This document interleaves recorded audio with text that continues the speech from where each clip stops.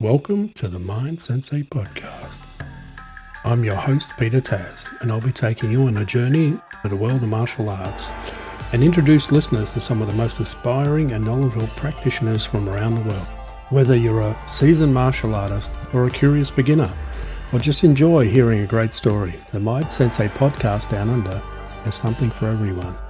So tune in, sit back, and let us take you on a journey through the world in martial arts. I realized as a young guy a long time ago, learning Kenpo and quality, golden standard with Huk, I'm never going to be rich or have a bunch of students, but I tell people I never got into music to be famous and rich anyway. I consider, like I told you the other day, I consider success. If I can pay my bills and put food on the table and take care of my family, I'm Correct. I come from a very, very poor family. I graduated early in high school. I left home immediately. My parents were poor. I have never had any help, and I just went to work. I just been working my whole life. And by the time I was 19, I had a wholesale produce business, a firewood business, and I got playing gigs at night, and then eventually teaching. People know me. I taught. I told you the story about Daryl Smith gave me a key to the dojo when I was a purple belt, as I was teaching and training more than the black belts and the people that owned the place. I was just obsessed with it. And I taught everywhere. Ask my brother Bruce, I taught private lessons in groups in the back of my produce truck. Every house I lived in, I taught in the front room or a bedroom. I would teach in Bidwell Park, go to my friends' houses and teach. Of course, I went to the dojo on the Esplanade and taught 7 days a week. Like I was telling you the other day, yesterday, I would even go down on Sundays. I had about 9 or 10 brutal animals who were willing to even go down on a Sunday morning and do hardcore, full contact, self-defense technique line for 3 hours from 9 to 12. And if Huck saw me down there, he would come down there and spend the whole 3 hours. Because like I said, if he sees somebody who's willing to work that hard, he can't help it. He wants to be involved. He wants to help. He wants to teach. He wants to critique. He wants to basically give. Yeah. Yeah, when I had him here, I keep telling the story that I said, okay, I've got private time with him, and Ingmar was here taking notes, So even Ingmar, I think he was a fifth degree at the time, and he's there making notes while we're doing our lesson. And I'm like, we'll get through all the forms up to 6. We took the kids to school in the morning, dropped them off, came home, started doing forms, got to long 2, and then we had to go pick the kids up from school at the end of the day.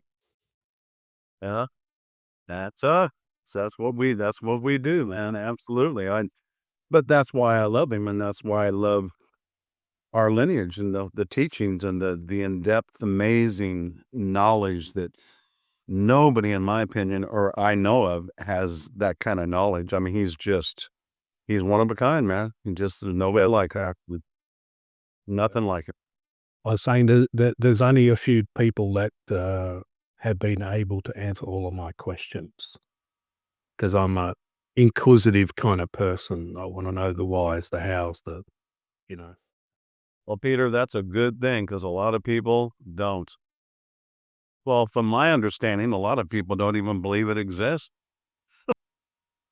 Okay. There's no such thing as category completions and principles. I'm like, okay, if that's the way you want to approach it, hey, it's your journey. You do it how you. People also, there's the other side of it, is they don't want to give recognition. They think that it's something that Huck created.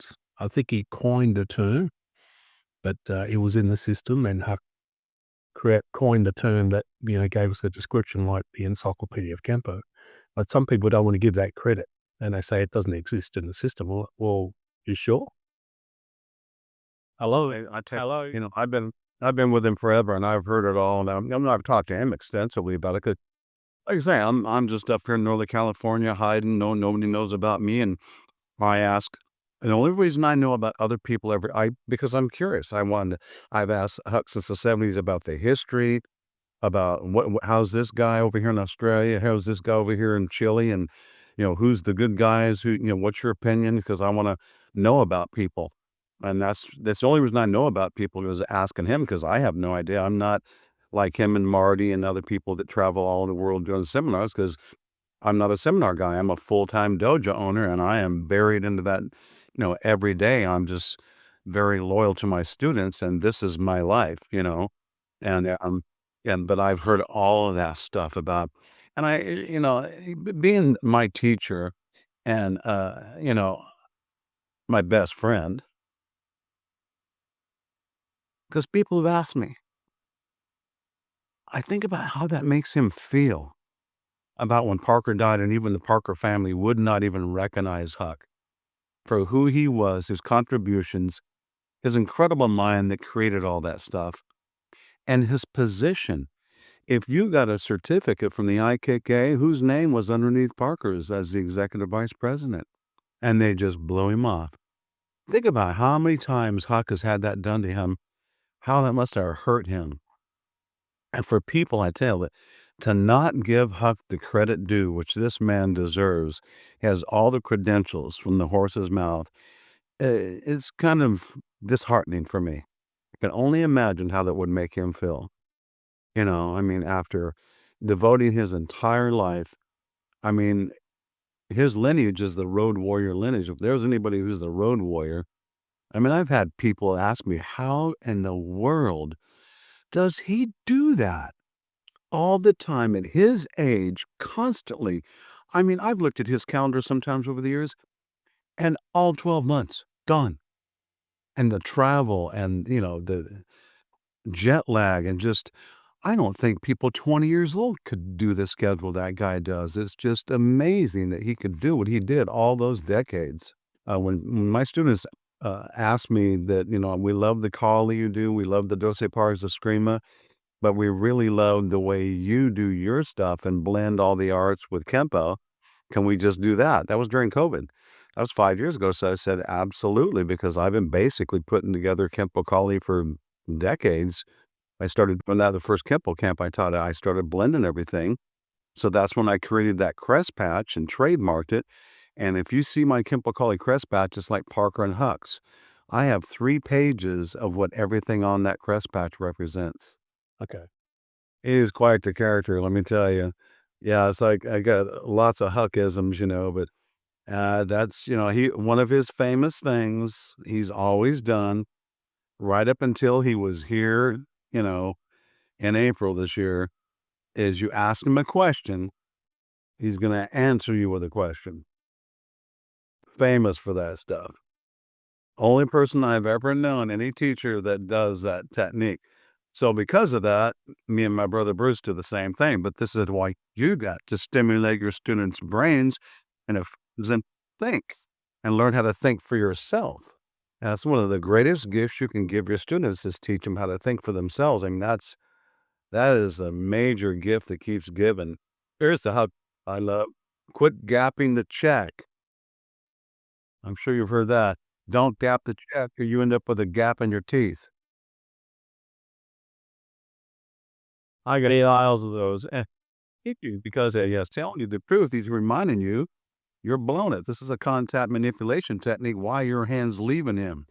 You go from one hinge to the other. You control. Contact manipulation technique is a type of a technique. We do way more contact manipulation techniques than we do free fighting techniques. Those are 2 different types of techniques. And you gap the check, he's on you. I mean, he's got to be. You can't get nothing past him if he's watching you. Every little detail, and that's one of his, because he's a funny instructor too. He likes to joke around. We like to laugh and have fun. That's one of his famous sayings: "Don't gap the check, you end up with a gap in your teeth." That's one of his. There's piles of Huck sayings like that. Fixed. Working gift for me, because when we had that technique, when you read it off the book, when you read it you just go, yeah, this is shit. Yeah, what a shit technique. Yeah, and I always say it's because someone hasn't shown you a version you like, right? But one of the guys had the book and he started reading it. He started going through it, and then I'm watching it, and people still do it to this day when they're doing, like, they come under, they do all this stuff. and then they move up the circle and they clip him with an elbow. It's like a glancing elbow, and it's like, the guy's just going to fucking move. There's not going to be anything in that. Like, you'll clip him, but his head will move. He'll step back. No depth of penetration. You haven't cancelled him. You haven't set his base. You haven't done, you haven't, what do? We pin and we hit and we play Space Invaders, right? We invade their space and we hit them again, and we go to where they are and we hit them again. And we then keep following them around and we're smacking them. And I just looked at this technique and went, this is just shit. This is put it on my, I do not like this fucking technique list. And I take that list with me, and I used to travel and go, can you show me how you do this technique? And then I had, It says it's, to learn it right, you can't learn on a video or a book. It has to be hands-on with an instructor who actually knows how this stuff is put together and how and why it works and all the rules you're breaking and how to cover your, all the stuff Huck teaches that nobody teaches. I mean, yeah, it's amazing, And like I said yesterday, he'll be honest about his own art, you know. A lot of this stuff, they're types of techniques. They're called category completion techniques, and most category completion techniques aren't good techniques. There's very few, but it's the system. It's the way it's put together, and as that was you and for category completion, reversing, all the stuff we teach. As long as you understand that, it's not an issue. And remember, it's all choices. Nobody says you have to like every one of those techniques up there and do them the way you're doing them. You have to understand the rules and principles, because when you fight, that's what's coming out of you. yeah, definitely. That's I think the ram techniques, they were, apart from the original charging ram, right? We just beat the guy senseless. yeah. All the other ones are, have you seen the way these guys grapple? You ain't going to pull that off. Yeah, and that's also too. Remember, I was a football player like Parker, and a lot of techniques, and even some of the ram techniques. I show my, I'm always to respect the system. And Parker and Huck, I teach it exactly the way and all the details, but then I always give examples of things that I think would be better, stuff that I would do. But then I ask them, what would you do? We, So you know your specialties. You know what you're strong at. You know this is what this is why I love Kenpo system. You are allowed to be flexible in thought and action and create your own stuff. But it was one of Parker's big things. You have to tailor it. This is just a teaching tool. I think Paul Dye put it really well. Like, I went and visited him, spent some time with him, love the Dyes. And he said that the system was designed, this is what he said, Parker told him, the system was designed self-defense for the untrained person attacking you, right? And not alerted, random person, random attack. Here's your answers. When you have a trained person, it's a whole different ballgame. When you have someone now that's alert to what you're doing and all the rest of it, it all changes. So, but you have to have a base to start from, right? So, Yes, and Huck would say that. Huck, I've heard that from Huck my whole career about it's against an untrained person, and like you said, a lot of these techniques, these are really a lot of these techniques would be really hard to pull off in a real street fight, and explain some of the reasons why. Well, you're breaking a rule for one. You're bending him over and giving him a bracing angle, and he's on 2 feet, and you're on one. That's why I don't like intercepting the ram. I'm a football player. You're running at me full speed. I played football my whole life. I've had people tackle me in real fights. I am not going to hop on 1 foot and try to do a category completion on a sandwich technique.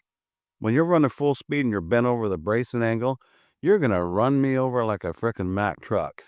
So that's why I teach people all the moves, why you're doing the technique, what it relates to. But if I was going to do this technique, there's other things I would do. I would never do it because I know it wouldn't work against a good wrestler, a grappler, or a football player who's played football his whole life. Oh my God, dude. They would just slam you into the ground and slap your head against the pavement and you'd be done. the, I've got a bit of weight behind me, and if I tackle you, that's a lot of momentum. How you gonna stop it? Yeah. So like I said, So how do you teach broken ram then? And all this, where you come up? open ram? is it broken? What's the other one? No, there's 3 rams. It's charging, broken, what's the one in between? You see all The one in between where you come up on one leg with a hammer and the knee, right? yeah, no, that's the one I was talking about. That's intercepting the. Incorrect, yeah. And Parker got that from football because I guess he played football too. So here's one way people tackle you. Broken ram, hands with the side. Hands are back. I was taught this too. Hands are back. Put your helmet in his numbers chest. Boom, like a double leg takedown. Wham, slam him and land on top of him with marriage with gravity. You do a tackle like that and you take out one of the good players, your coach is ecstatic, breaking clipboards over his knee. Good job.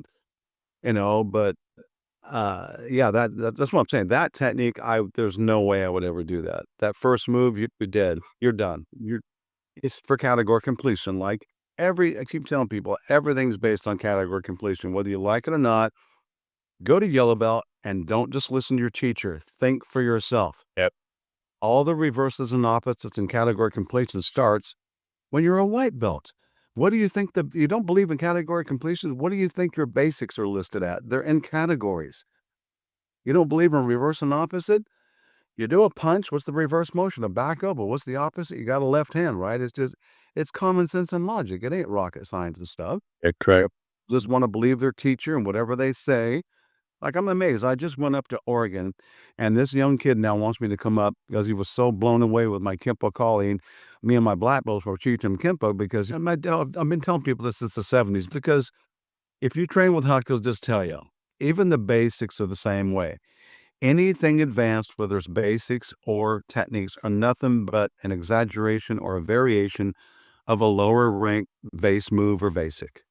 And that's just how it's a progression, Whether you like it? No, I just went over this again yesterday in sparring class. I've been telling people this since the 70s. In my personal opinion, you don't need any more basics than yellow belt. Period. Yeah. 4 basic kicks. The 3 main stances in Kenpo: neutral, forward, reverse bow, because of the stances you strike from, because it comes from Western boxing.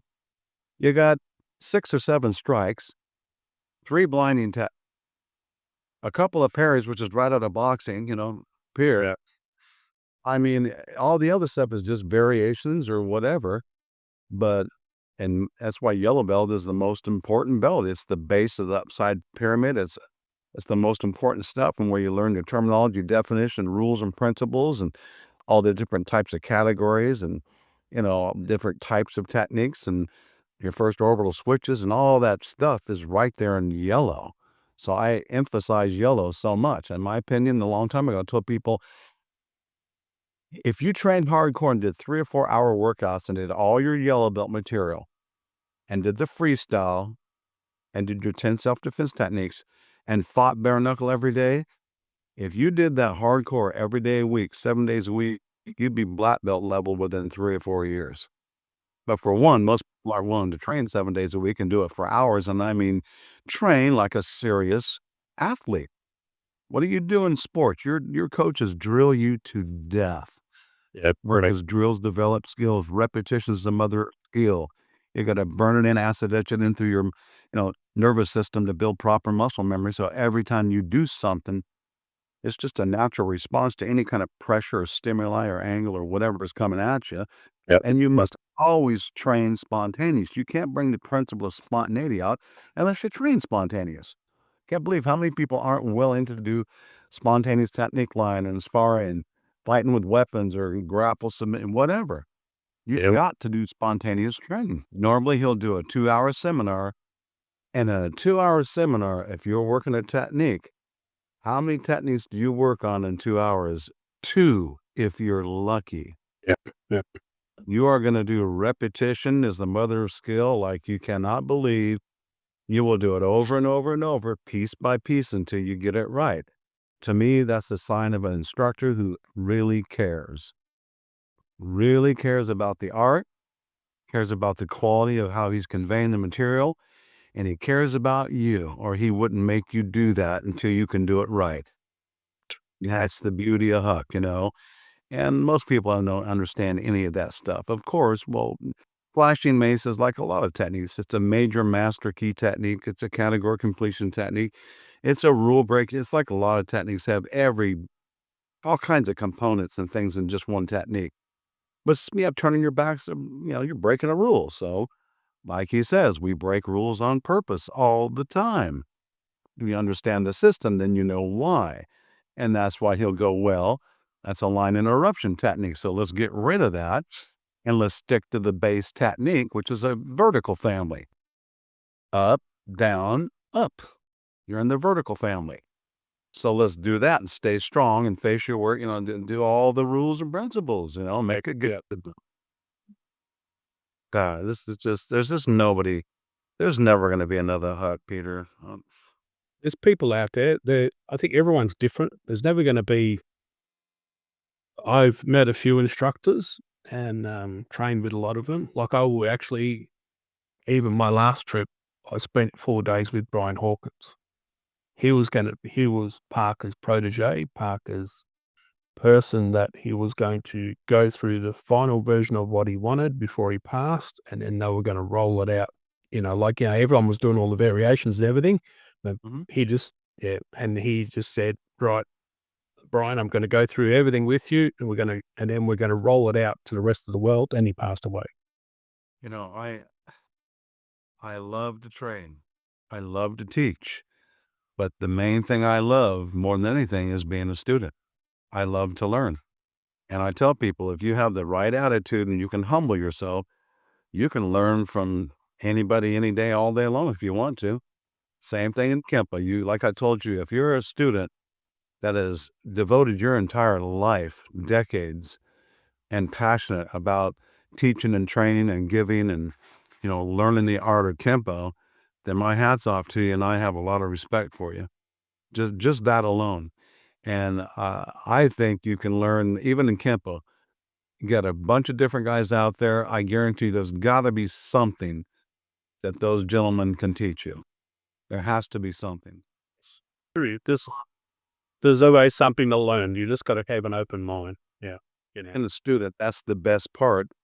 Thinking about I get to learn till the day I die, that's what motivates me to still want to do it every day. Let's talk a little bit about your lineage. So you started up through Del Everwind, and then hooked up with Mr. Planas. And then did you ever get to meet the founder and work with him? And do you have any, Ed Parker, and do you have any great stories that you could share with us in your time? Oh yeah, remember this is some of my highlights of my career is that I was lucky enough to test in front of Master Parker 5 times. Like I told you yesterday, most guys are so nervous they couldn't even hardly talk. I couldn't wait to test in front of him. I tested for my 3rd, 2nd, 1st brown, and 1st and 2nd black, and I was scheduled to test for my 3rd black, and he died like a month before that. Okay. Yeah, and no, he was a great guy. Remember, he would remember all my family on his breaks. He would hang out with me and my dad and my brother Bruce and my brother Jeff. There's 3 brothers, Chuck, Jeff, and Bruce. We're the Epperson brothers. Most people don't know about Jeff is he kind of quit training a while back, a long time ago. But no, I got some great stories. I remember remember yesterday I told you the story about being at a seminar in Auburn. Andre Sensei used to bring him in, and we're in that cafeteria, and he would always call on me and Bruce to do techniques. Or this is funny, the story you just said. He'd say, "Okay, who can do Fallen Falcon?" Nobody's hands would come. Every technique, me and Bruce, I just same thing. I won't let the test in front of you. We want to demonstrate in front of you. We want to show you. He knew I was Huk's personal student from Chico. So we had a neat relationship. My dojo's full of pictures with him, and my closet I got piles of pictures.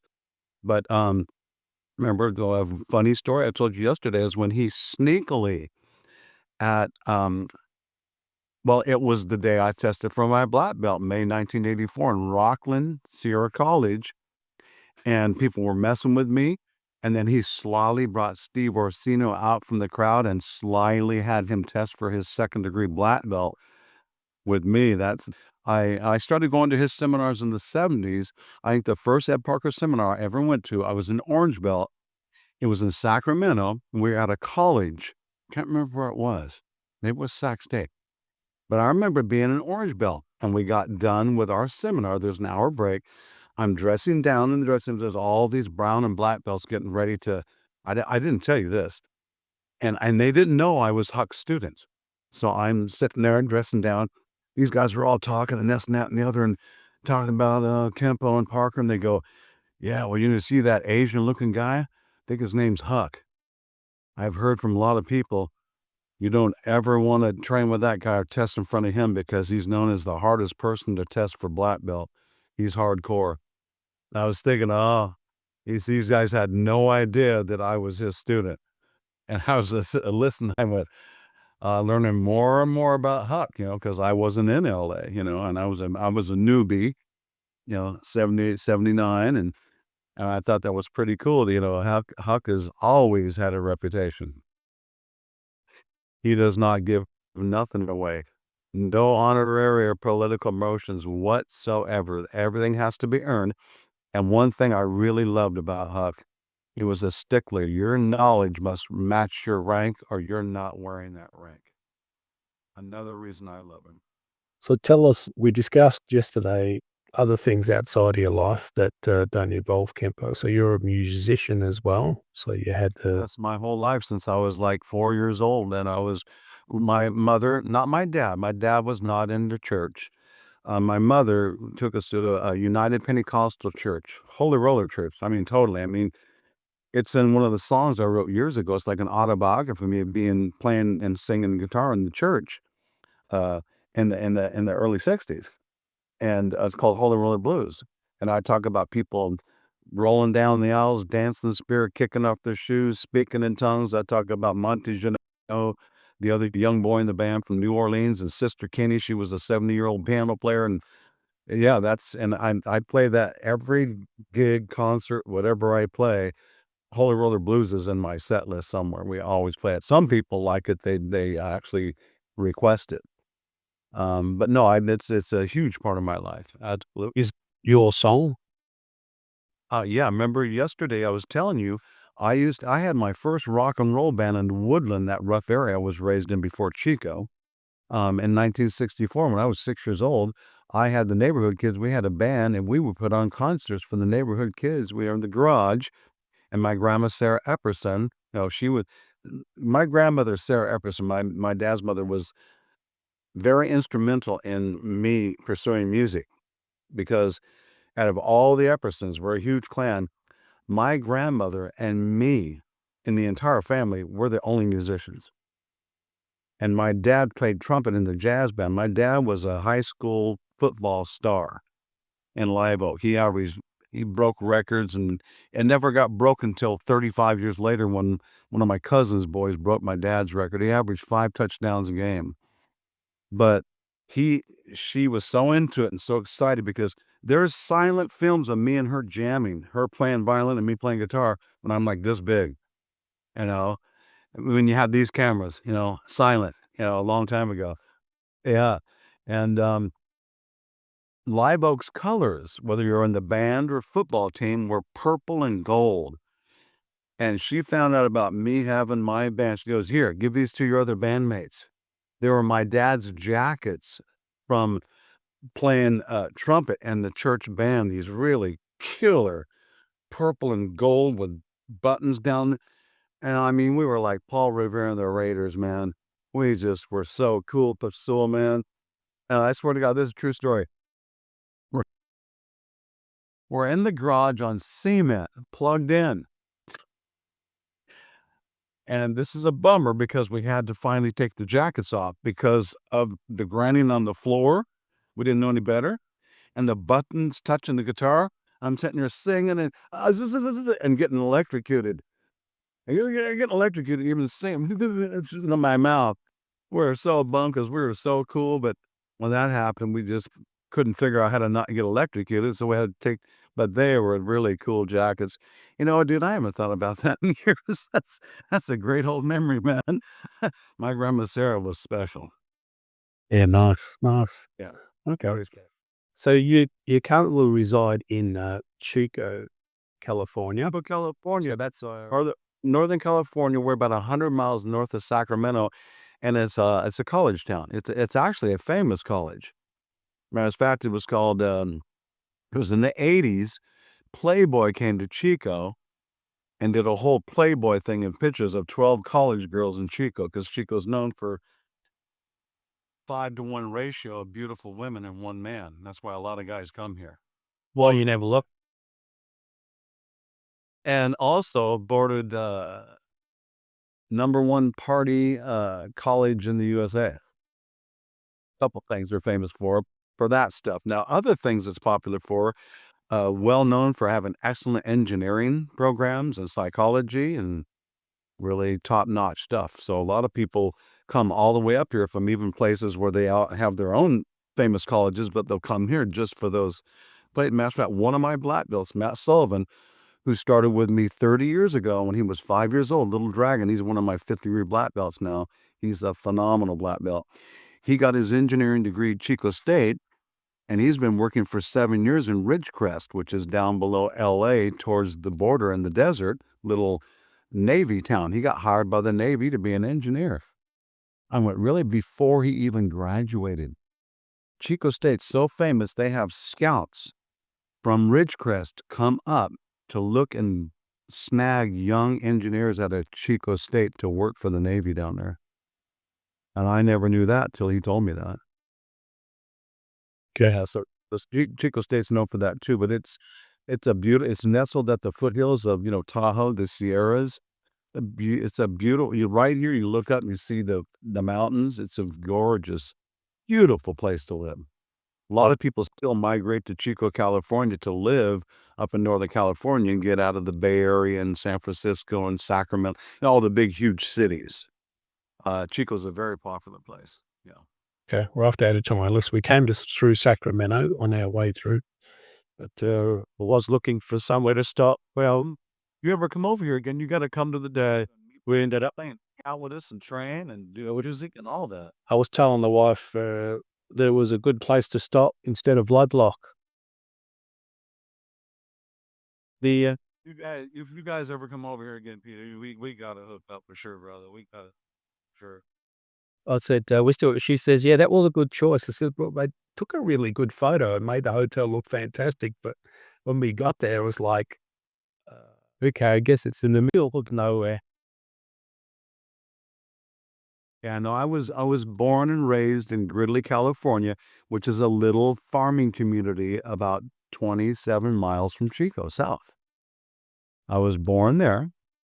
Then my parents moved to Orville, which is a little town about 20 miles west. Then they lived in this little tiny town. They're young with a brand new baby. And then we moved to a little town called Nice Landing. And then after that, we ended up in Woodland, California, which is literally 19 miles west of Sacramento. And my dad, eventually, after all the jobs he did, he ended up as a produce manager at Purity Grocery Stores. Purity Grocery Stores, way back in the 50s, was a very huge, popular chain like Wynn's and Lucky's and Safeway and all those big grocery store chains that are basically in at least this area. And so he was working there, and then he got transferred to the Purity Grocery Store in Chico, up here, and that's why we ended up in Chico. He got transferred, and that's how we ended up in Chico. And we've been here. We've been here since '68. Actually, have left Chico. I did. I actually lived right out of high school. I lived in South Lake Tahoe for work. Up there, really Southwest Supermarket. Got laid off. Came back to Chico. Couldn't find a job. Followed my then girlfriend up to Klamath Falls, Oregon, and worked up there at a YMCA. This is like 1977 for $2.40 an hour, swapping decks and working my butt off. And way back then in Klamath Falls, it was a very strange place. I'm way behind in the times. The only thing lived up there was rednecks, loggers, and Indians. And it was a very violent place. It reminded me of living in Woodland again. It was unbelievable. I was for $2.40. I just turned 18, And I'm breaking up knife fights at the YMCA between the redneck kids and the Indians. Dude, it was insane. They would party all night, sleep all day. And yeah, that's what I did for $2.40 an hour. So finally, this guy came in, Gary Kiefer. He was a boyfriend of the girl Linda, who had to click the door to let you in. And he taught judo there. He's a black belt. And me and him just hit it off. We just started talking. I started talking about my boxing sports, and we hit it off. He just liked me. And one day he goes, "How you doing, Chuck?" I go, "Man, not too well, to be honest with you." He goes, "What's up? What's wrong?" I go, "My wife's working at a hamburger joint. I'm making $2.40 an hour here. We have a $110 studio, like a one-room flat. I'm starving. I can't even afford. And I need another job, man." He goes, "You know what?" He was a foreman for Circle D Lumber Company, the oldest lumber company in Klamath Falls. Been around since probably late 1800s or whatever. And he goes, "You know, a guy's leaving and I'm a foreman. I'll tell you what, I'll see if I can get you a job there." And luckily, a week later, he walks in and goes, "Dude, I got you the job. You start Monday." I'm like, oh my God. So the last like 8.5, 9 months I lived there, I lived like a king, because I went from $2.40 an hour to $6.90 an hour, and there's no taxes in Oregon. And so we moved into a nice little trailer somewhere in this nice place, but it was dangerous work. I saw 5 guys get it there, but I learned a lot. Forklift, bucking and scaling logs, dropping trees, green chain, dry chain, and everything. But it was so old, the hog would break down, have to take a break, and they'd send us young guys down in the hole to unclog it and stuff. But what happened was, there was a guy there named Gordon. He was a 5th-degree black belt in Shito-Ryu. Him and his wife had a dojo downtown, so he worked there to make extra money. He was running through the scraggle, log comes down and run it through the saws. Well, a piece of bark got cut. The saws cut the 2x6, 2x4, 2x8. Wham! And he shot in, caught him in the bicep, went right through his arm, dropped him, blood squirting through the air. Gary comes flying in with his truck and runs him. Next thing I know, going, well, we're shut down, because Gordon sued him. And that was the end of that. So we moved back to Chico, but it was a lucky thing, because I came down for one time to visit family, because I'm very family oriented. And on the way back, we're on the radio. Klamath Falls, Oregon, our favorite pizza joint. Guy walked in, unloaded his gun, killed 8 people. The one lady was pregnant and killed the baby too, so he killed 9 people. The cops came there, got in a shootout and killed him. Me and my ex were like, that's it. We're home. We're getting out of here. The Indian that left next door to us, 3 weeks before we moved, they found him dead in the basement in a shower with a bullet in the back of his head. Yeah, my life's been a little crazy too, but I could stories. When I lived in Klamath Falls, Oregon, was another time I had a crazy guy shooting at us, and we're running, zigzagging, and I feel bullets whizzing by my head. This is in Klamath Falls, Oregon, dude. I'm telling you, I didn't ask this, but the universe said, "Chuck, this is going to be your life, whether you like it or not." We're talking about 25 years ago, called "I'm So Lucky," and that's what that song's about. I should have been dead so many times since I was 4 years old. The first time I remember I should have never lived, I was 4. That's happened to me my whole life. So I must be here for a reason, because I'm still here, and I should have been dead many, many times ago. What's going to happen? You'll keep your guardian angel side out. Oh man, I could tell you story way crazier than that. It's just like, life. Let's talk about traveling and teaching. Have you traveled to teach in other countries, No, or just within I America? was telling you, I'm not like Huck and Marty. I've never been a world traveler or gone all over the world teaching, because I'm too busy. I'm married to my dojo. I'm 6 days a week here, And to be honest with you, Peter, I'm a homebody. I'm a family man. I'm that kind of guy. I'm not like Huck. People, well, you're going to be the next Huck. I'm like, no, I'm not. I'm not Huck. I'm Chuck. Huck has never been married, has no family. He's the best instructor in the world. He's the best man for the job. No, if I did what Huck and I would be so unhappy. I don't want to get on a plane and fly all over the place. I would be so homesick and miss my students and my family and my musician family. I mean, this is my life. I love my life, but I have done a little bit. Like I said, just last month, September 20th, I went up to Portland, Oregon and did my 14th annual. One of my black belts is a pharmacist up there. And I go up there and he is hooked up with a beautiful traditional Aikido dojo. And those people love my Kenpo and Kenpo Kali too. They always attend. But and then for 14 years, I used to go to Auburn. That's one of my black belts, but that's only an hour and a half away from here, right here in Southern California.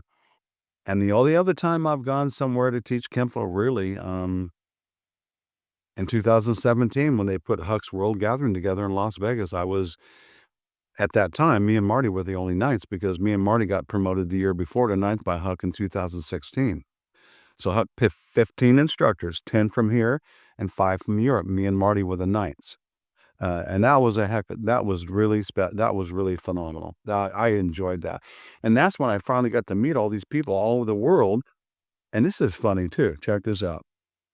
I'm figuring nobody knows me. And I'm meeting people all over the world going, hi, I'm Chuck. They go, oh yeah, we know about you, Mr. Epperson. I go, you do? How? Well, we've known about you for 20, 30 years. I'm like, what? How? Well, because of Frank, Trejo, and Huck talking about me. And Bruce, the Epperson brothers. I figured that surprised me. I had no idea, but it was really special to be able to teach. And also he taught, he picked 15 people, 5 of us, he chose us to teach the brown black classes, and then another 5 to do this, another 5 to do that. And they, so people didn't teach the same thing. Amar wanted to know, what are you going to teach? I said, well, for my brown belt seminar, I'll do change ups. For my black belt seminar, it's going to be FMA for sure.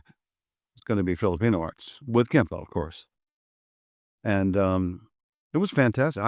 My wife took 500 pictures, and for Father's Day, she put a binder together of that whole experience. It is some of the greatest pictures of everybody. It was massive. I mean, there was a lot. I was so happy for Huck. He deserved that, man. Nobody's ever done something like that for him. It was amazing, and he was very happy. He said, well, what was it like, Huck? He goes, it was really cool to walk around and watch myself teach all weekend. That's what he said. That's his nice way of giving us some kudos, any kind of a compliment.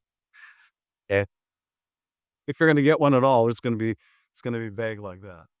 Oh, the only other time you get something like that is when you've got a bottle of scotch in your hand. So, Or you're handing him a guitar.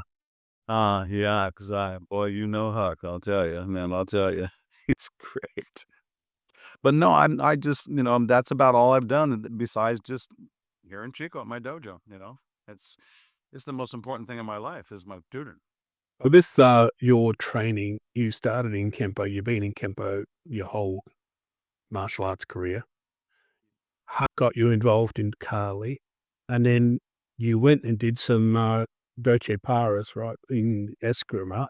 Yes, I have 3 Or Kokoi as well, right? Yeah, Kokoi Kenyete is the Grand Master.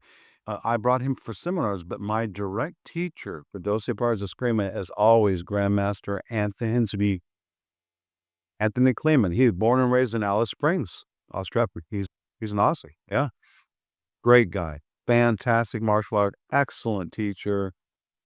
Very like me. His Pangamont empty hand isn't like Kokoi's. His like mine.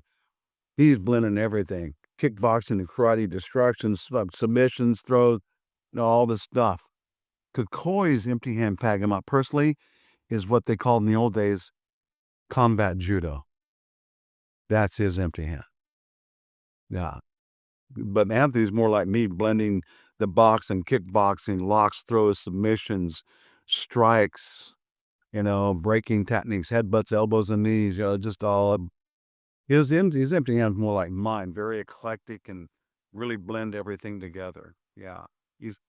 Yeah, very. All your training and now the prevalence of ground fighting, do you incorporate any of that into your?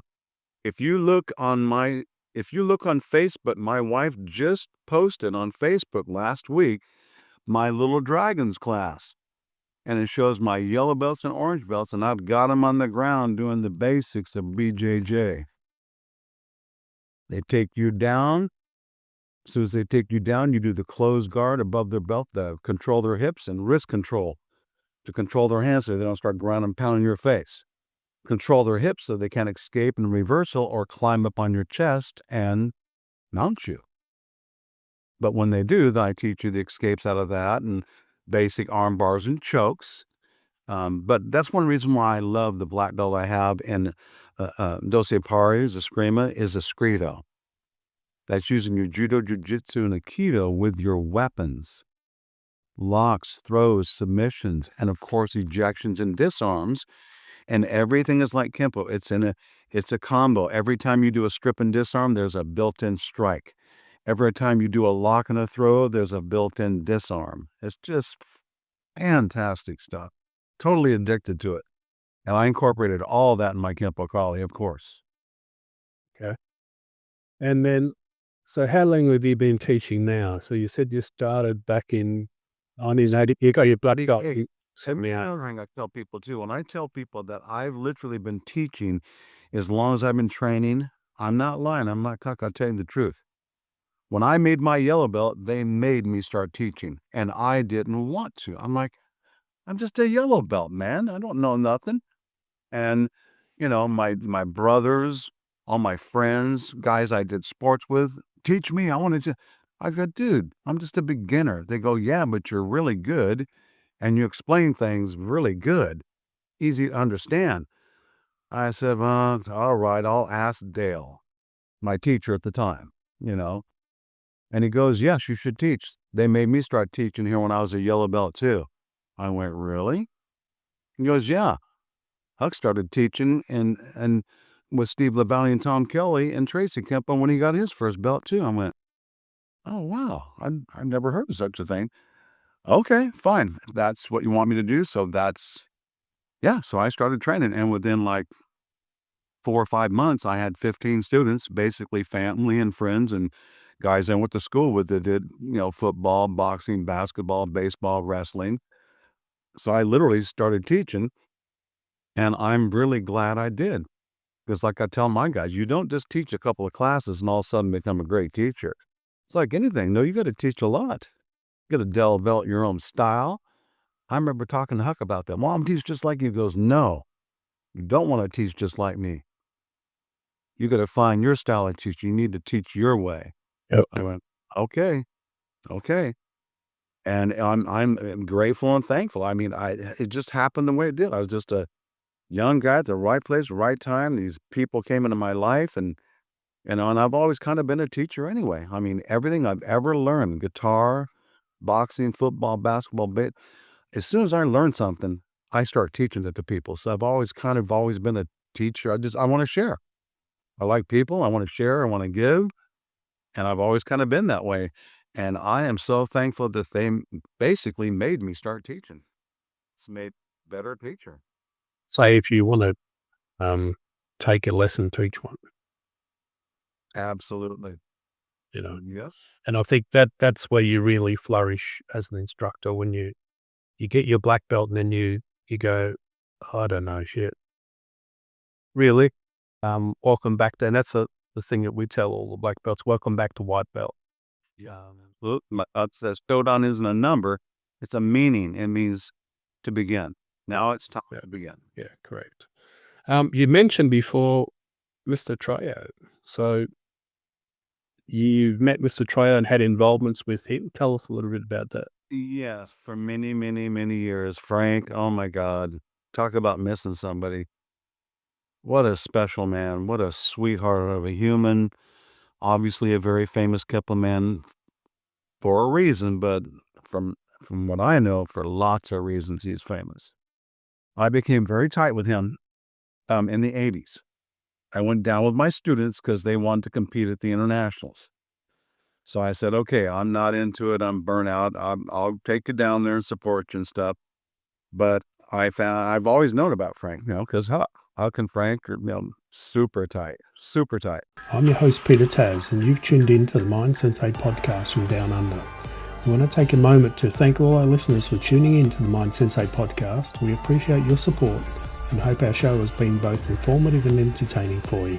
If you haven't already done so, we would like to invite you to subscribe to our podcast so you never miss an episode. Finally, we'd like to thank our guests for sharing their knowledge and experience with us. Without their generosity, this podcast would not be possible.